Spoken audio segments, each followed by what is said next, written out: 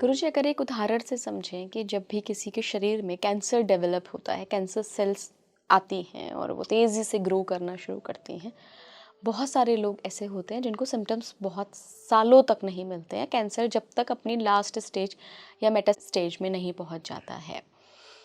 इसी प्रकार मैं यहाँ ये एग्जांपल इसलिए ले रही हूँ, जैसे कि आपने कहा कि दिल्ली के लोगों को अभी से सारी चीज़ें शुरू कर देनी चाहिए, माता पिता का सम्मान हो, त्रिकाल संध्या हो, माधव नाम भजन हो। लेकिन लोग मुझसे ये कहते हैं, इला जी ऐसा कुछ भी नहीं होने वाला है। मैं कैसे यकीन करूँ कि भविष्य में जो कुछ भी आप कह रहे हैं या आपके ज़रिए या आपके पॉडकास्ट के ज़रिए लोगों तक पहुँचा रहे, ये तो हो ही नहीं वाला है। ऐसे कैसे कोई दिल्ली पे हमला कर देगा, ऐसे कैसे तृतीय विश्व युद्ध हो जाएगा। तो क्या वो सेल्स डेवलप होना शुरू हो गई हैं और एक स्टेप के बाद, एक स्टेज के बाद अगले 3 साल में वो एक कैंसर बन जाएंगी? देखो, कैंसर तो चुन चुन के लोगों को होता है, सभी को ही नहीं होता है। फिर आने वाला जो आपद है सभी के लिए आएगा। पहला बात है, जब गाड़ी से घर से हम निकलते हैं तब हमको पता नहीं आगे कहीं एक्सीडेंट होगा, कुछ होगा। तो ये धरती ऐसे चलता है।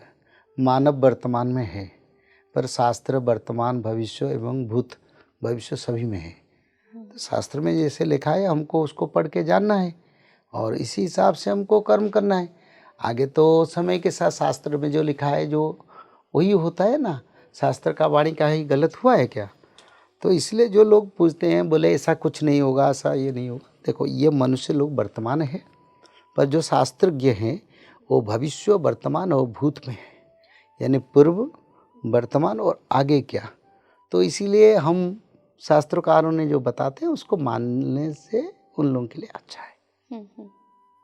तो क्या करना चाहिए लोगों को? त्रिकाल संध्या करे, भागवत पठन करे 1 अध्याय और शाकाहारी बने, माधव नाम को भजन करे। बस बड़ा सरल का नियम है। दिन में रात तक 15-20 मिनट का समय देना है, बस उतना ही।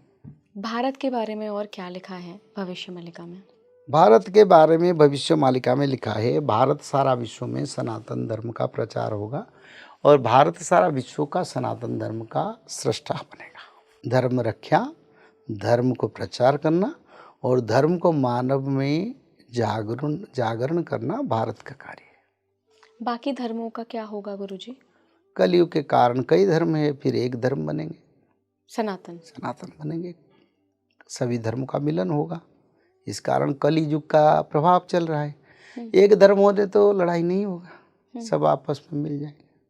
भारत के कौन कौन से क्षेत्र हैं जो आपको लगता है कि विश्व युद्ध की वजह से प्रभावित हो सकते हैं? भारत के देखिए, विश्व युद्ध में सभी देश प्रभावित होंगे, एक भी देश नहीं छूटेगा।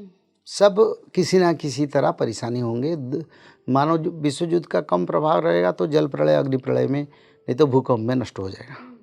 तो ये सारा विश्व में सभी देश में परिवर्तन होगा। कलेक्टिव कर्मा का क्या होगा गुरुजी? मान लीजिए मैं तो अपनी कुंडली में अपना कुछ और प्रारब्ध लेके आई हूँ, मेरे साथ वाले कुछ और प्रारब्ध लेके आएंगे, क्या ये सब प्रारब्ध कट जाएंगे और कलेक्टिव रूप से एक चीज़ होने वाली है? देखो, इस समय जो लोग जन्म हुए हैं उसमें देवता जन्म हुए हैं, संत जन्म हुए हैं, देवी माता भी जन्म हुए हैं, मनुष्य भी जन्म हुए हैं और जो बुरा कर्म करने वाले लोग भी जन्म हुए हैं। तो कर्म के अनुसार लोगों को फल मिलेगा। कर्मानुबंधिनी मनुष्य लोके। तो कर्म के अनुसार सब मनुष्य इसी समय जन्म हुए हैं। किसको जाना है, किसको रहना है, किसको युग परिवर्तन में रहना, कोई दैवी शक्ति प्राप्त करना है, उसी लोगों का जन्म हुआ है और चुन चुन के भगवान भेजे हैं। उसी हिसाब से उनको चुन चुन के विचार करके उनका स्थान देंगे। भारत आध्यात्मिक मार्गदर्शक बनेगा पूरे विश्व के लिए।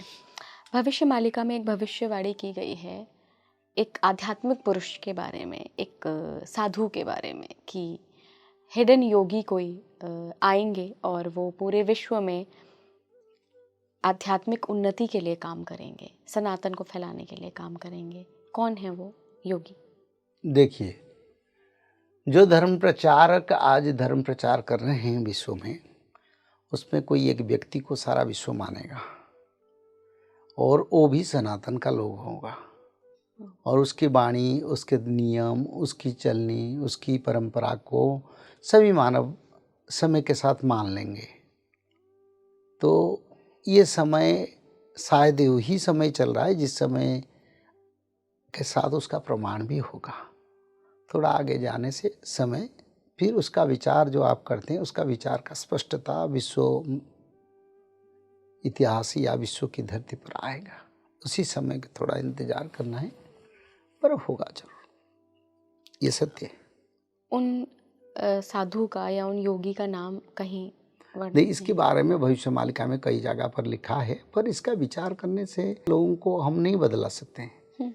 हम अगर विचार करेंगे तुम्हारी रक्षा करो, तब मानव में परिवर्तन आएगा। क्योंकि बहुत परंपरा है, बहुत संस्था है, कौन किसी को मानेगा नहीं मानेगा इसको बोलना सही नहीं है।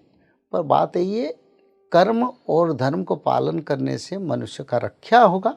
उसको प्रचार को ऊपर ज़्यादा गुरुत्व हम देते हैं और सभी साधु संत भी उसके ऊपर गुरुत्व देना चाहिए।